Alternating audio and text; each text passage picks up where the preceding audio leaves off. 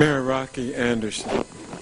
Thank you very much. Representative Pence and Professor Presser made a comment upon which all of the rest of their following comments was based, and that is that impeachment is to be limited only to those instances where the person being impeached exercised his or her own personal interest above that of the nation.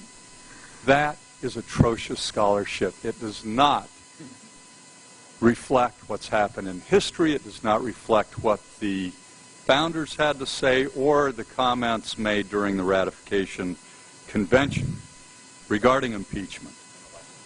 Ed Firmage, who is co-author of To Chain the Dog of War, still the seminal book on the war powers, wrote an article in 1973, Law Review article, about substantive law of impeachment.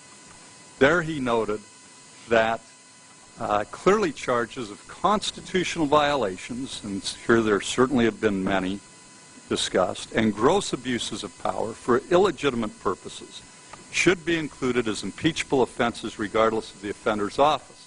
And then Professor Firmage goes on to cite this committee, the Judiciary Committee, a statement in 1926, where the Judiciary Committee noted that the better sustained and modern view is that the provision for impeachment in the Constitution applies not only to high crimes and misdemeanors as those words were understood at common law, but also acts which are not defined as criminal and made subject to indictment, but also to those which affect the public welfare. Thus, an official may be impeached for offenses of a political character and for gross betrayal of public interests, also for abuses of betrayal of trusts, for inexcusable negligence of duty, for the tyrannical abuse of power, or as one writer puts it, for a breach of official duties. That has been established beyond any doubt. And I would add just one other thing in terms of the misrepresentations. I would say fraud committed by, we can't name anybody by name here, so I would say by the administration or a high-ranking official of the administration, and that is when this Congress and the American people were told about the security risks to this country posed by Iraq and by the case for war. We were only told one part of the story. We were not told, for instance, besides some of the reports that were noted before, about the dissents by the intelligence agency within the State Department and by the Department of Energy.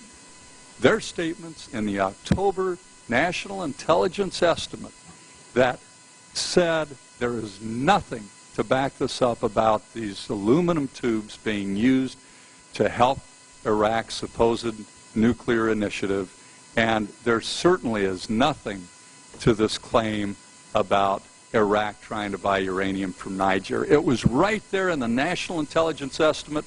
The President, high-ranking members of the administration, as they were telling we, the American people, and you, the Congress, just the opposite, failed to disclose those dissenting opinions from the State Department and the Department of Energy.